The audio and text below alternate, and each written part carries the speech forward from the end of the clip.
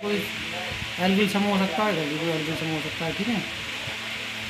तो हम इसी के बारे में पढ़ना है। तो हमारा टॉपिक है वो डाई एथिल ईथर, ठीक है। तो इसकी दो विधियाँ होती हैं, एक तो प्रयोगशाला विधि आती है, एक विलियमसन संश्लेषण विधि आती है। तो हम सबसे पहले क्या करेंगे, प्रयोगशाला विधि के बारे में बात करेंगे, ठीक है। तो प्रयोगशाला में क्या करते हैं, प्रयोगशाला में डाई एथिल ईथर कैसे बनाया जाता है, एथिल अल्कोहल।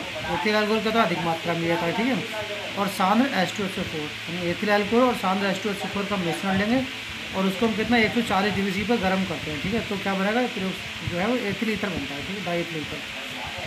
तो ये क्या होगा तुम्हारा, देखो यहाँ पे हमने क्या करा, एथिल अल्कोहल अधिक मात्रा में, तो यहाँ भी एथिल अल्कोहल है और यहाँ भी एथिल अल्कोहल, इसको दो बार लेना है, ठीक है, 2:1 के अनुपात में। यानी तो C2H5OH ये भी एथिल अल्कोहल है, और ये HSO4 का मतलब क्या होता है, इसका मतलब वही होता है H2SO4, ठीक है।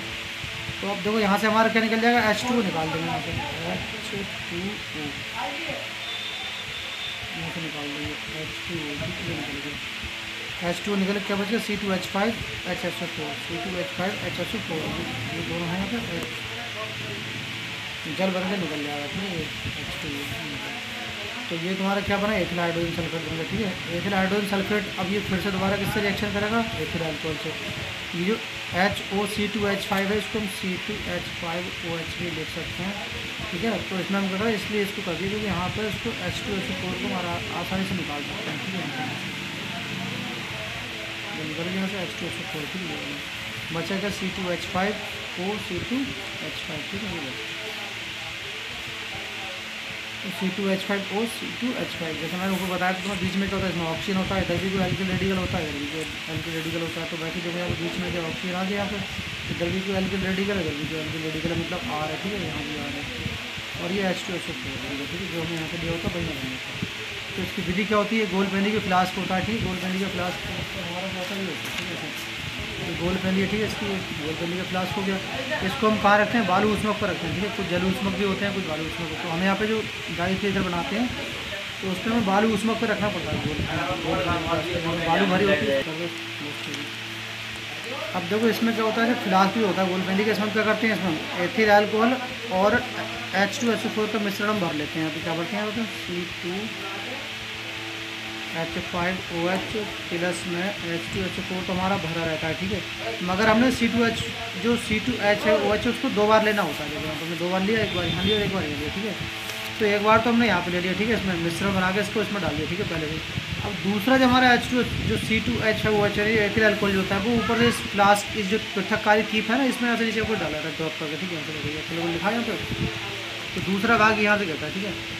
तो ये मिश्रण इसमें पहले से मौजूद रहता है, तो जितना हम ये एथिल अल्कोहल यहाँ से डालते रहेंगे, ठीक है, तो लगातार ये हमारा क्या डाई एथिल ईथर बनता रहेगा लगातार, ठीक है। और ये लगातार बनने की वजह से ये मिश्रण क्या कहते हैं, इसे आविरत ईथरीकरण विधि भी कहते हैं, ठीक है सर। और यहाँ से जब इसकी भाप बनकर यहाँ पर संग्रहित में होते हुए ठंडी हो जाती है, ठीक है, यहाँ पे। और ये जो ग्राही जो रखा हुआ है, ठीक है, ये ग्राही दिखाई दे रहा है, ये वाला, ये बीकर होता है, इसमें बर्फ़ का जल होता है, उसमें रखा जाता है, ठीक है, ये। और ये कंडेंसर, इसका काम जो होता है वो होता है जो वाष्प होती है उसको ठंडा करके द्रव में बदलना। अब देखो यहाँ पे गोल पेंदी की फ्लास्क में C2H5 और सांद्र H2SO4 को 2:1 के अनुपात है, मतलब C2H5 कितना, दो भाग, जो एथिल अल्कोहल उसको दो भाग लेना है और जो H2SO4 उसको एक भाग लेना है, ठीक है। तो फ्लास्क को बालू ऊष्मक पर 140 से 145 डिग्री तक गर्म करते हैं। बालू ऊष्मक मैंने बताया हम लोग को, ये वाला बालू ऊष्मक को इस पर रखेंगे, तो इसका जो टेम्परेचर कितना हो जाए, 140 से 145 डिग्री के बीच होगा, ठीक है। तो जिससे बर्फ़ के जल में रखे ग्राही पात्र में ईथर एकत्र होने लगता है, ठीक है। यहाँ पे जो बर्फ़ में क्या, बर्फ़ के जल में रखा होता है ग्राही पात्र, इसमें क्या होता है, ये ईथर एकत्र होने लगता है, ठीक है।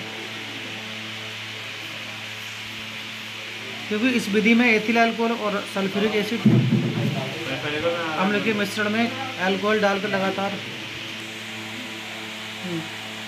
और सल्फ्यूरिक अम्ल के मिश्रण में एथिल अल्कोहल लगातार डालकर ईथर प्राप्त किया सकता है, ठीक है। तो इसलिए हम कहते हैं विधि को आविरत, आविरत का मतलब होता है लगातार, ठीक, कंटिन्यू, ठीक है, ईथरीकरण विधि भी कहते हैं। कई बार तो वैसे तो यहाँ तक लिख दो, ठीक है सर, मगर कई बार ये पूछ लेता है कि उसको आविरत ईथरीकरण विधि क्यों कहते हैं, तो यहाँ से तुम्हारा जवाब हो जाएगा इसका। इसमें क्या होता है, देखो एथिल अल्कोहल और सल्फ्यूरिक अम्ल के मिश्रण में, इसमें क्या होता है, इसमें फ्लास्क में पहले से भरा हुआ एथिल अल्कोहल सल्फ्यूरिक अम्ल का मिश्रण होता है।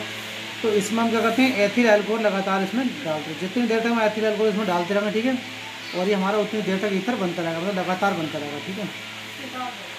तो जो हमें इस प्रकार जो ईथर जो मिलता है तो उसमें क्या होता है H2SO4 है, अल्कोहल है और जल की क्या होती है अशुद्धियाँ होती हैं, ठीक है। तो इसलिए हम क्या करते हैं जो ईथर में मिलता है उसको हम कास्टिक सोडा बेलन के साथ धो देते हैं और धोने के बाद में उसको निर्जल CaCl यानी कैल्शियम क्लोराइड डालकर रख देते हैं, ठीक, कुछ समय के लिए। और उसको छानकर आश्रित करने पर आश्रित कितने टेम्परेचर करेंगे उसको 35 डिग्री सी पर टेम्परेचर आश्रित करेंगे, ठीक है। तो क्या मिलेगा हमें शुद्ध एवं शुष्क ईथर मिलता है, ठीक है। अब देखो इसका दूसरा मेथड क्या है, इसका दूसरा जो मेथड है वो है विलियमसन संश्लेषण, ठीक है। तो इसमें हम क्या करते हैं एल्किल हैलाइड। एल्किल हैलाइड का मतलब क्या होता है, इसमें R होता है और X होता है। X वही तुम्हारा जो हैलोजन वाला, ठीक है, मतलब Cl हो सकता है, Br हो सकता है, फिर आयोडीन हो सकता है, ठीक है, या फिर कोई क्लोरीन भी हो सकता है, ठीक है, अगर क्लोरीन भी। और R तो बताइए क्या होता है, C2H5 हो सकता है, ठीक है, या फिर CH3 हो सकता है, ठीक है, कोई भी हो सकता है, CH3 या फिर C2H5 या फिर C3H7, ठीक है, सभी ये एल्किल समूह है, ठीक है। इसमें एल्किल हैलाइड यानी RH पर सोडियम एल्कोऑक्साइड, एल्कोऑक्साइड क्या होता है तुम्हारा OR वाला, ठीक है, ये वाला कंसेप्ट। यहाँ से सिंगल बॉन्ड से कुछ भी जोड़ सकता है, सोडियम जोड़ दो या फिर R जोड़ दो। अगर R जुड़ा है यहाँ पे तो ईथर हो जाता है, मगर यहाँ पे सोडियम एल्कोऑक्साइड का मतलब NaOR, ठीक है, तो ये सोडियम एल्कोऑक्साइड होता है। तो जब इन दोनों के आपस में रिएक्शन कराएंगे तो क्या मिलता है, हमें ईथर मिलता है, ठीक है, RH NaOR। तो यहाँ से ये जो X और ये N है ये क्या आपस में रिएक्शन कर लेते हैं और यहाँ पे मिल जाएगा, ठीक है। NaH निकले क्या बचा R ये वाला और OR ये वाला। अब देखो यहाँ पे क्या बन गया तुम्हारे ROR ये बन गया, ठीक है। तो ये क्या ईथर तो ये है, मैंने बताया यहाँ पे देखो ईथर है। अब इसके हमको रियल रिएक्शन लेते हैं, ठीक है। तो यहाँ पे X हमने क्या रख दिया I, Cl भी रख सकते हैं, Br भी रख सकते हैं, कुछ भी रख सकते हैं। और यहाँ पे NaO, ये R की जगह पे क्या रखा है यहाँ पे C2H5, यहाँ C2H5 रखा जाएगा, C2H5 अलग भी रख सकते हैं, कोई दिक्कत ना, कुछ भी रख लो अलग है, यहाँ CH3 रख दो, कोई दिक्कत नहीं। तो यहाँ पे जब ये NaI निकल जाएगा, जैसे मैंने यहाँ पे निकाला ना NaH, तो ये NaI मतलब सोडियम और हाइड्रोजन एक साथ मिलकर निकल जाते हैं, तो NaI सोडियम आयोडाइड बन गया। और C2H5O C2H5 ये तुम्हारा होगा डाईएथिल ईथर, DEE मतलब डाईएथिल ईथर, ठीक है। अब इसके रासायनिक केमिकल प्रॉपर्टी क्या है इसकी, तो PCl5 यानी फास्फोरस पेंटाक्लोराइड से रिएक्शन क्या होती है, कई बार एग्जाम में यही पूछता है, ठीक है। तो एथिल क्लोराइड बनेगा, ठीक है, इसमें तो C2H5O C2H5 जो जिसके रासायनिक गुण लिखते हैं तो सबसे पहले जीरो फार्म लिखना होता है, ठीक है। तो PCl5 लिख दिया, तो हमें PCl5 से रिएक्शन करवानी है, तो क्या मिलेगा हमें C2H5Cl, ठीक है। और POCl3 का मतलब फास्फोरस ऑक्सीक्लोराइड, ठीक है।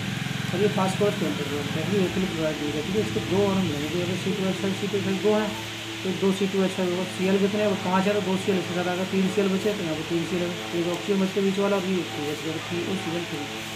अब H2SO4 रिएक्शन करेंगे तो क्या मिलेगा, तनु H2SO4 के साथ उच्च दाब पर गर्म करने पर जल अवघटन होता है जिससे एथिल अल्कोहल बनता है, ठीक है। तो हमने यहाँ पे क्या करा, देखो C2H5O C2H5O इसका रासायनिक गुण लिखना है, तो सबसे पहले तो उसी का सूत्र लिखना पड़ेगा, यानी क्या है डाईएथिल ईथर, ठीक है। H2 से जल अवघटन करा दो, ठीक है, किसकी उपस्थिति में H2SO4, ठीक है। तो क्या बन जाएगा, तुम्हारे दो अणु मिलेंगे एथिल अल्कोहल के, ठीक है, C2H5O।